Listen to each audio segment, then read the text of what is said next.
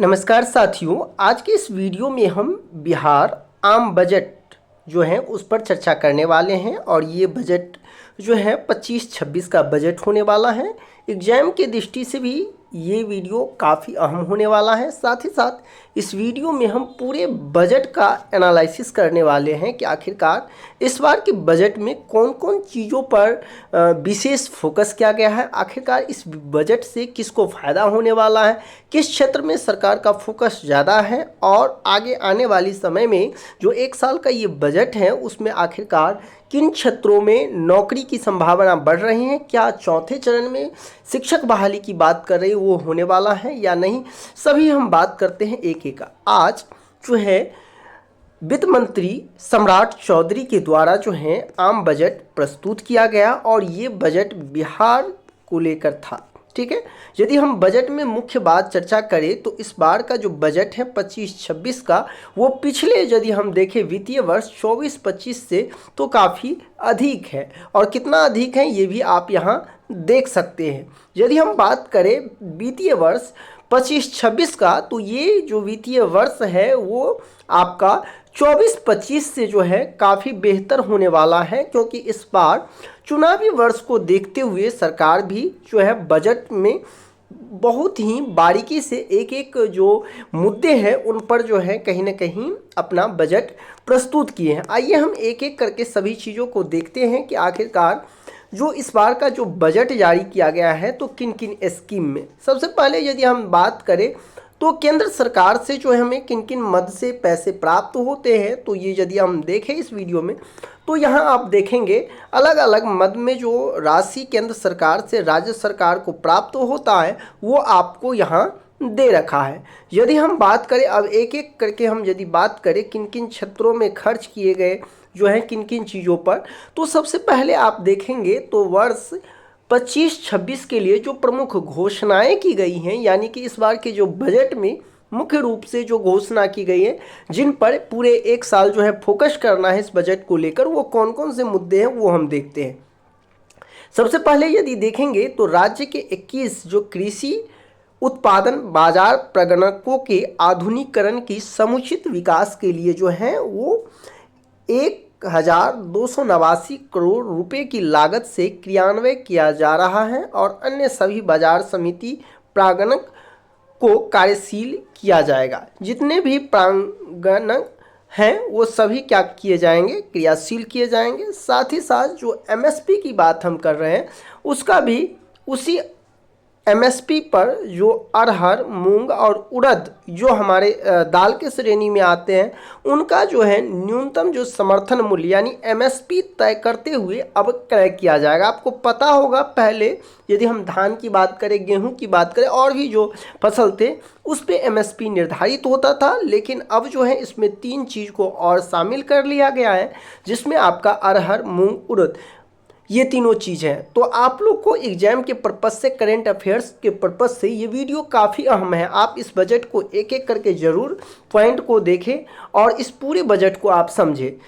इस बजट में इस बात को भी ध्यान रखा गया है कि अब सभी अनुमंडलों एवं सभी प्रखंडों में जो कोल्ड स्टोरेज की है वो चरणबद्ध तरीके से जो है स्थापना करने की बात की गई है। ठीक है, उसी के साथ पीवीसीएस और अन्य जो उचित मूल्य पर जो विपणन हेतु जो सुविधा हेतु जो आउटलेट भी खोला जाएगा, ये भी इसमें बात की गई है पीवीसीएस के अंतर्गत। ठीक है, यदि हम बात करें वर्तमान में तो 302 प्रखंड स्तरीय प्राथमिक सब्जी उत्पादक सहकारी समिति का गठन जो कि किया जा चुका है और आगामी जो वित्तीय वर्ष आपका 2025-26 है इसमें भी जो शेष प्रखंड बाकी रह गए हैं इससे तो उनको भी इसमें जोड़ा जाएगा। ठीक है, ये यदि हम आगे बात करें तो ये सबसे यदि अहम हम इस बजट की बात करें तो गांव स्तर पर देखा जाए तो सभी जितने भी पंचायत हैं उस पंचायत में एक नया नाम देखिए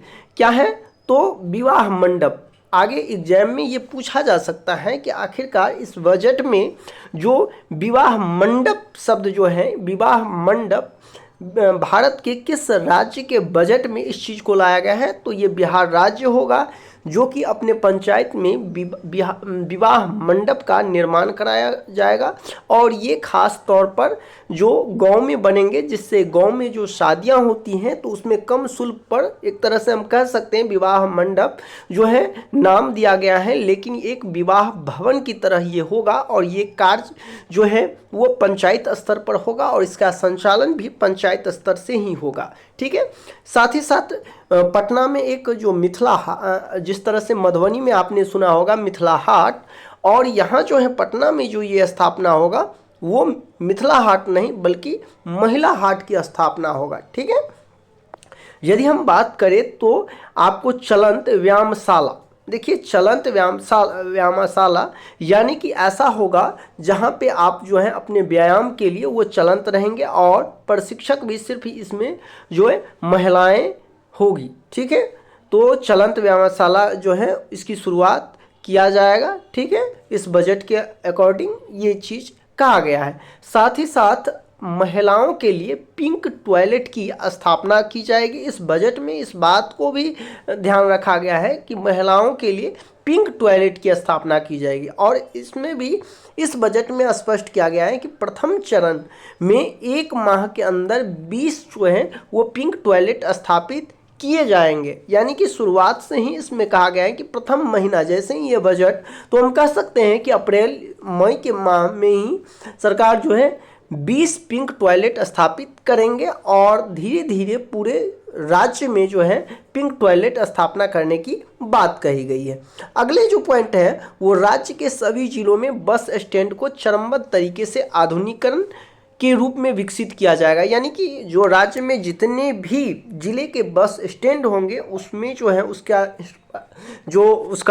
आधुनिकीकरण होगा। यानी कि उस पे जो बस स्टैंड है उसका बिल्कुल अच्छा से जो है उसका रखरखाव और जो भी अत्याधुनिक सुविधा है वहाँ विकसित किए जाएंगे। इस बजट में इस बात को भी जिक्र किया गया है। ठीक है। यदि और मुख्य चीज़ हम देखें तो आप देखेंगे इसमें किसान से रिलेटेड भी है और महिला से रिलेटेड है, उद्यमिता से रिलेटेड है, राज्य के प्रमुख यदि हम नगर विकास और हर चीज़ से रिलेटेड इसमें दिए गए हैं। ठीक है। जो मूल चीज़ है उसको हम देख लेते हैं सीधे तौर पर। यदि आप देखेंगे तो 20 नंबर, वर्तमान में राज्य में 534, देखिए 534 जो ब्लॉक हैं उसमें 358 जो ब्लॉक हैं प्रखंड है उसमें महाविद्यालय नहीं है। कौन महाविद्यालय नहीं? तो डिग्री महाविद्यालय नहीं। तो सरकार का ये लक्ष्य है कि जो बाकी शेष बचे हुए प्रखंड हैं उनमें चरणबद्ध तरीके से एक एक डिग्री महाविद्यालय यानी कि डिग्री कॉलेज, चाहे वो गवर्नमेंट कॉलेज हो या फिर प्राइवेट कॉलेज हो, इसकी स्थापना करने की बात की गई। तो सीधी सी बात है, जैसे ही गवर्नमेंट कॉलेज जो डिग्री कॉलेज बनेंगे तो ऑटोमेटिक वहाँ जो है पद सृजित होंगे, प्रोफेसर का, असिस्टेंट प्रोफेसर का, वहाँ शिक्षकों की नियुक्ति की जाएगी। तो निश्चित सी ये अच्छी पहल है गवर्नमेंट का। और यदि इस पर यदि तेज़ी से काम होता है और इतने सारे यदि डिग्री कॉलेज ओपन होते हैं तो जाहिर सी बात है वहाँ अधिक पदों की जो भर्ती करनी होगी गवर्नमेंट को। ठीक है।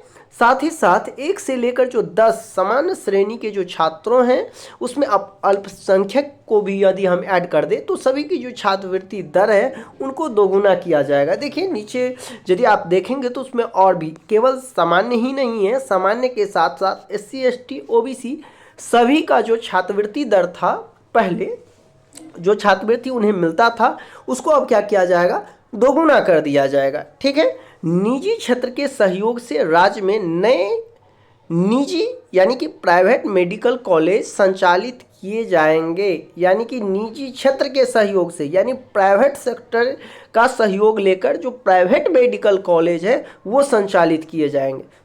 सही बात है। चलिए नेक्स्ट पॉइंट हम देख लेते हैं इस बजट में और भी क्या कुछ दिया गया है। निजी जन भागीदारी यानी PPP के आधार पर नए सरकारी मेडिकल कॉलेज खोले जाएंगे। देखिए इस के तहत, किसके तहत, तो निजी जन भागीदारी के आधार पर अब नए सरकारी मेडिकल कॉलेज, ये अच्छी बात है। जब किसी भी राज्य में यदि नए नए मेडिकल कॉलेज खुलेंगे तो आम जनों के लिए वो काफ़ी जो है वो बेहतर होने वाला है, स्वास्थ्य सुविधा से हम लेकर के, और जो मेडिकल की तैयारी करने वाले स्टूडेंट हैं उनके लिए भी ये अच्छी पहल है। साथ ही राज्य के बड़े अनुमंडलों में अनुमंडलीय अस्पताल के अतिरिक्त एक अन्य रेफरल अस्पताल का निर्माण किया जाएगा। यानी कि कहीं ना कहीं यदि देखा जाए तो शिक्षा और स्वास्थ्य, ये दो चीज़ों पर इस बार के बजट में काफ़ी ज़्यादा फोकस किया गया है। यदि आप देखेंगे तो इस बजट में मूल रूप से शिक्षा पे बात की गई है, और सबसे अधिक यदि शिक्षा पे तो वैसे भी इस बार का बजट में सबसे अधिक शिक्षा पर बजट है, और दूसरा यदि देखा जाए तो स्वास्थ्य पे बजट है। चूँकि जितने भी, अब देखिए कैंसर जैसे, अब बहुत बड़ी बात है कि इस बजट में इस बात का भी अनाउंस कर दिया गया है कि जो आपका कैंसर हॉस्पिटल यानी कि कैंसर अस्पताल और बेगूसराय में जो है वो स्थापना किया जाएगा। तो यदि हम देखें तो बेगूसराय में जैसे ही कैंसर का अस्पताल यहाँ होगा तो जो नॉर्थ बिहार है, उत्तरी बिहार है, इधर के लोगों के लिए काफ़ी बेहतर हो जाएगा यदि यहाँ एक कैंसर अस्पताल। तो इस बार के जो है बजट में कैंसर अस्पताल की भी घोषणा कर दी गई है। ठीक है, मैं पहले ही आपको बता दिया कि SC ST पिछड़ा वर्ग दोनों का जो उनका छात्रवृत्ति है उसको दोगुना कर दिया गया है। अब हम सीधे चलते हैं जो मुख्य आप सबका होगा कि आखिरकार शिक्षा के क्षेत्र में और उन्होंने जो रोजगार को लेकर क्या कुछ जो है इस बजट में दिया है। तो सीधे हम चलते हैं शिक्षा विभाग के अंतर्गत। ठीक है, उसके बाद और भी हम बात करेंगे इस बजट में। चूँकि एक वीडियो में पूरे बजट को एनालिसिस करना आसान नहीं है, हम क्वेश्चन भी करेंगे। ठीक है, सीधे हम चलते हैं शिक्षा के अंतर्गत किन किन चीज़ों को देखिए। चलिए, शिक्षा आ गया। शिक्षा विभाग के अंतर्गत देखिए, आपको पता ही होगा बिहार में स्टूडेंट क्रेडिट कार्ड, जो कि गरीब छात्रों के लिए अच्छी जो शिक्षा प्राप्त उच्चतर शिक्षा प्राप्त करने के लिए उनको कहीं ना कहीं जो स्टूडेंट क्रेडिट कार्ड सुविधा के आधार पर उस सुगम ऋण लेकर के वो अपना कोई भी जो हायर एजुकेशन हासिल करते हैं, और इसको इस बार भी इस बजट में पुरजोर तरीके से कह सकते हैं हम, जो इस पर फोकस किया गया है। साथ ही साथ शिक्षा विभाग की ओर से यह डाटा दिया गया है कि हम अपने बिहार में यदि देखा जाए तो 23-24 में जो प्राथमिक स्तर पर जो नामांकन है उसमें ज़्यादातर यानी कि आधा 50% बालिकाएं हैं। यानी कि जिस बिहार में महिला साक्षरता दर पिछड़ने की बात की जा रही थी, अब बिहार गवर्नमेंट ने इस बात को दावा करना स्टार्ट कर दिया है कि हम नामांकन दर पुरुष और महिला को लेकर यदि देखा जाए तो 50-50 में आ गए। साथ ही साथ उन्होंने ये भी कहा कि ड्रॉप आउट जो स्टूडेंट की संख्या था उसमें हम 14% अंक की गिरावट, यानी कि जितने पहले स्टूडेंट प्राथमिक स्तर पर ड्रॉप आउट हो जाते थे उसमें हम 14% अंक गिरावट ले आए हैं। यानी कि 14% बच्चे को हम ड्रॉप आउट होने से रोक लिए। ठीक है, तो ये भी एक अच्छी बात है, और कहीं ना कहीं गवर्नमेंट जो है इस ड्रॉप आउट रोकने पर पूरे जो है अपना बेहतर शिक्षा देने की बात कर रही है। साथ ही साथ जो है अच्छे शिक्षकों की भर्ती कर रही है, और इसको लेकर देखिए यहाँ स्पष्ट उन्होंने कहा भी है कि जो 270 अंगीभूत राजकीय महाविद्यालय संचालित हो रहे हैं तथा 20 अन्य अनुमंडल मुख्यालय अथवा प्रखंडों में महाविद्यालय खोलने का निर्णय राज्य सरकार द्वारा लिया गया है। यानी कि 270 जो राजकीय महाविद्यालय संचालित तो हैं ही, लेकिन इस वित्तीय वर्ष में 20 अन्य अनुमंडल मुख्यालय तथा प्रखंडों में जो है नया महाविद्यालय खोले जाने की बात की जा रही है। ठीक है, इसके बाद हम जिस चीज़ की चर्चा कर रहे हैं इस वीडियो में शुरू से ही वो चीज़ आपके सामने है, और इसमें कहीं भी TRE-4 का जिक्र नहीं है। इस बार सरकार केवल और केवल TRE-3 की जो प्रक्रियाधीन रहने की बात की गई। कहीं ना कहीं TRE-4 जो स्टूडेंट सोच रहे थे कि बहाली कब आएगी, तो कहीं ना कहीं इस बार उनकी बहाली के लिए इस बजट में, इस बार का जो आम बजट है, बिहार का बजट है, उसमें किसी भी तरह का जिक्र नहीं है। केवल और केवल तृतीय चरण में राज्य के सरकारी प्रारंभिक एवं माध्यमिक विद्यालयों में 66,800 अध्यापकों की नियुक्ति की प्रक्रियाधीन जो है उसी की बात इस बार के बजट में किया गया है। अब यह देखना होगा कि गवर्नमेंट जो है चौथे चरण की बहाली को लेकर कुछ करता भी है या फिर इसी तृतीय चरण बहाली को इस पूरे वित्तीय वर्ष में लेकर के जाने वाले हैं। अब यह देखना होगा। बजट को हम और भी अगले वीडियो में एनालिसिस करेंगे ऑब्जेक्टिव टाइप बना करके। तो यदि आप चैनल पे नए हैं तो इस चैनल को सब्सक्राइब अवश्य कर ले, क्योंकि अभी आपको 2-3 वीडियो बिहार बजट पर देखने को मिल सकता है जो कि आने वाले एग्जाम के लिए भी काफ़ी हेल्पफुल होने वाला है। मिलते हैं नेक्स्ट वीडियो में, अभी के लिए बस इतना ही। धन्यवाद।